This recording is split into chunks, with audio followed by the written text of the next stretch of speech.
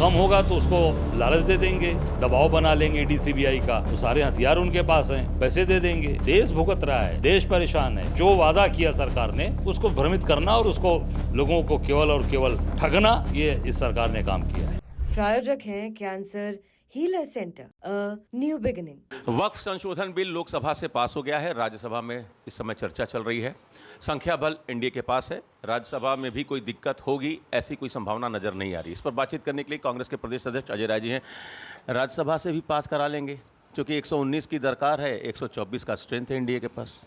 अरे कम होगा तो उसको लालच दे देंगे, लालच किसी को दे लेंगे, दबाव बना लेंगे डीसीबीआई का, तो सारे हथियार उनके पास हैं, पैसे दे देंगे, तो वो सारी चीज़ें कर ले जाएंगे। पर देश भुगत रहा है, देश परेशान है। चाहे इनकी नोटबंदी हो, चाहे जीएसटी गब्बर सिंह टैक्स हो, चाहे कोरोना काल में जो आज वैक्सीन्स लगी हैं, पूरे आज देश परेशान है, क्योंकि ये जल्दबाजी का सारा निर्णय होता है। वही हाल इसमें भी इन्होंने किया है कि वह बिल में सारे निर्णय जल्दबाजी में हुए हैं और विपक्ष की जो भी आपत्तियां थी उसको दरकिनार किया गया और उसको पूरी तरीके से किनारे करके और जो वादा किया सरकार ने उसको भ्रमित करना और उसको लोगों को केवल और केवल लोगों को ठगना, ये इस सरकार ने काम किया है। गृह मंत्री जी कह रहे हैं कि वक्फ बोर्ड मुस्लिम समुदाय के लिए है, अभी भी उन्हीं के पास रहेगा। गरीब मुसलमानों को जो लाभ मिलना चाहिए था नहीं मिला। ट्रांसपेरेंसी और जिम्मेदारी इससे तय होगी। विपक्ष को इसमें क्या आपत्ति है कि अगर वक्फ की संपत्ति का लाभ गरीब मुसलमानों को मिले? ये बीजेपी और गृह मंत्री का सवाल है विपक्ष से कि विपक्ष क्यों दुखी है जब गरीब मुसलमानों को, दबे कुचले मुसलमानों को इसका लाभ मिलने जा रहा है। तो देखिए, ये सरकार झूठ बोलने में माहिर है। आपको याद होगा इसी प्रकार मोदी जी ने कहा था कि बहनों भाइयों मुझे 50 दिन दे दो। नोटबंदी में कहा था ना, रिकॉर्ड में है। प्राइम मिनिस्टर ने कहा था 50 दिन। 50 दिन जनता ने 50 दिन, मुझे लगता है कई 100 दिन दे दिया। काला धन आया, काला धन आने वाला था, काला धन खत्म हो जाता नोटबंदी से। कहा था कि नहीं कहा था? और कहा था नक्सलवाद और आतंकवाद पूरी तरीके से ख़त्म हो जाएगा। क्या हुआ? एक टैक्स लगेगा, जीएसटी गब्बर सिंह टैक्स लगा। कितने टैक्स लोग दे रहे हैं, पूछ लीजिए व्यापारी लोगों से। तो ये झूठ बोलने में माहिर हैं पूरी तरीके से। ये झूठी सरकार और लोगों को भ्रमित करने वाले लोग हैं। ये जो वक्फ बिल लाए हैं ये पूरी तरीके से ये लोगों को परेशान करने वाला, प्रताड़ित करने वाला और पूरे देश को भ्रमित करने वाला बिल है। 240 सीटें जब आईं और टीडीपी और जेडीयू के समर्थन से सरकार चल रही है, तो आप लोगों को लगा कि अब सरकार जो है चेक एंड बैलेंस के सिस्टम से चलेगी। लेकिन टीडीपी और जेडीयू तो पूरे तरीके से सरकार के साथ खड़े हैं। इसका मतलब है कि बीजेपी सरकार पर कोई दिक्कत, समस्या नहीं है, पहले की तरह वो अभी भी ताकतवर है। नहीं, उनको कोई दिक्कत नहीं है भाई, उनके पास सारी व्यवस्थाएं हैं। अगर जेडीयू और हो सकता है टीडीपी कहीं कुछ सोचेंगे भी तो उनके पास धन बल है, बाहुबल है, ईडी है, सीबीआई है, सारी चीज़ें उनके पास है, उसका वो इस्तेमाल करेंगे। और पर इतना जरूर कहूँगा कि बीजेपी और सत्ता पक्ष अपनी ताकत तो दिखा रहा है, पर जनता बहुत ही परेशान है, भयभीत है, प्रताड़ित है। जनता इसका जवाब जरूर देगी और ज़रूर देगी, जैसे मुझे विश्वास है। चूँकि बहुत महत्वपूर्ण कल का दिन था लोकसभा से जब ये पास हुआ, तो चर्चा में तरुण गोगोई जी ही मोर्चा संभाले आपकी पार्टी की तरफ से। राहुल जी को वहाँ लीडरशिप लेनी चाहिए थी। आपको लगता है कि बड़े मौके पर वो चूक जाते हैं? नहीं, राहुल जी बड़े नेता हैं। वो अपने लोगों को आगे बढ़ाना, उनको आगे करना राहुल जी की सोच रहती है। और तरुण गोगोई जी भी इस देश के बड़े नेता हैं। वो पूर्व मुख्यमंत्री जी के बेटे हैं और निश्चित तौर से उनके जो वाक्पटुता है, उनकी जो बोलने की क्षमता है वो बहुत ही अच्छी है। राहुल जी सबको मौका देते हैं और आगे बढ़ाते हैं। सेकंड लीडरशिप को उन्होंने खूब आगे बढ़ाने का काम किया पूरे देश में। और राहुल जी बड़े नेता, उसमें कोई तो निर्विवाद है। और राहुल गांधी जैसा नेता इस देश में भारतीय जनता पार्टी या मैं कहता हूँ किसी के पास भी राहुल गांधी जैसा नेता नहीं है।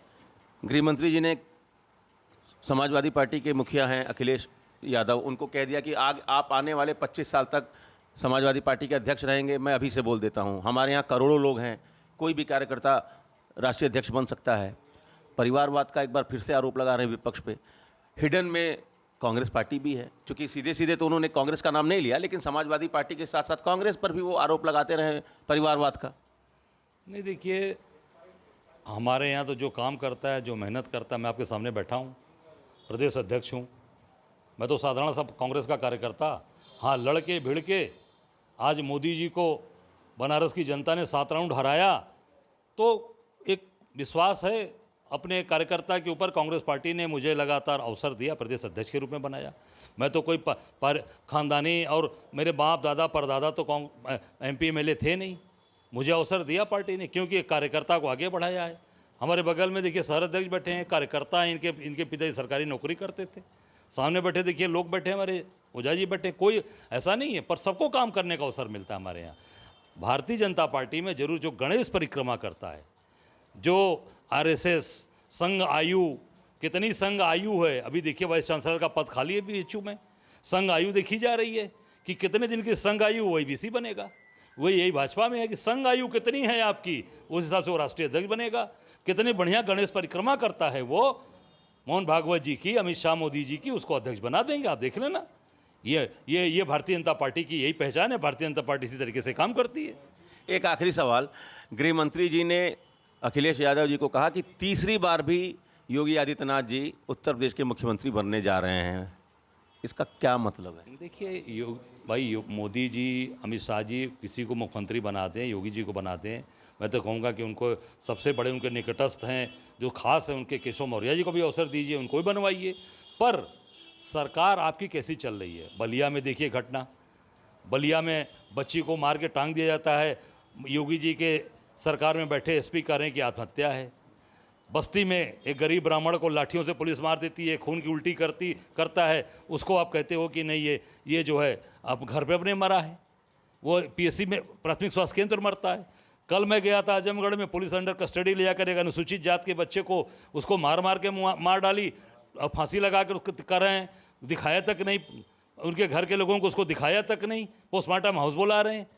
प्रयागराज में एक बच्ची को पूरे लखनऊ में बिना नंबर प्लेट की टेम्पो घुमाती है घंटों, उसके साथ रेप करके हत्या कर दी जाती है। कहाँ की? वो अयोध्या की रहने, भगवान राम की नगरी के रहने वाली है, और वो कुम्हार जाति की है, जिस पे दिया जलाते हैं योगी जी 25 लाख 40 लाख, वो दिया बनाकर वो परिवार देता है, उसकी रक्षा नहीं कर पा रहे हो।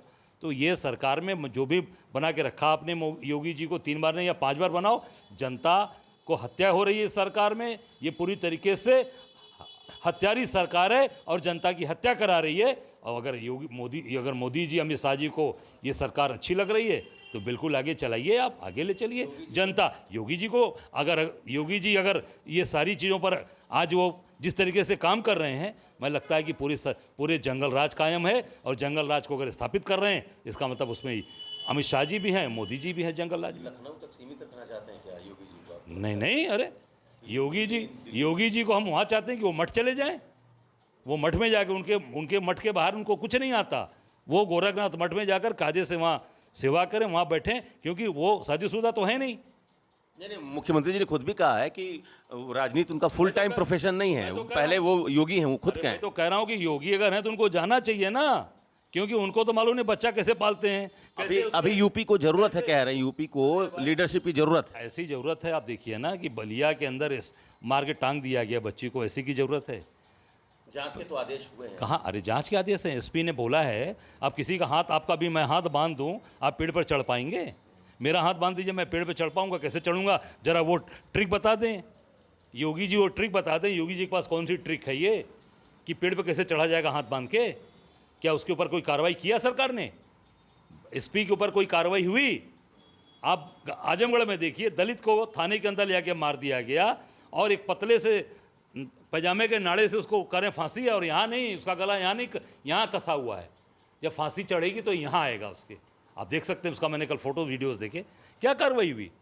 उल्टे और लोगों को फंसाया जा रहा है, गांव के लोगों को प्रताड़ित किया जा रहा है।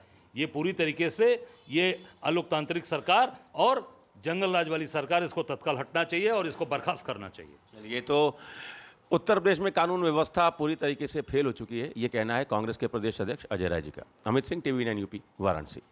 प्रायोजक हैं cancer healer centre, a new beginning.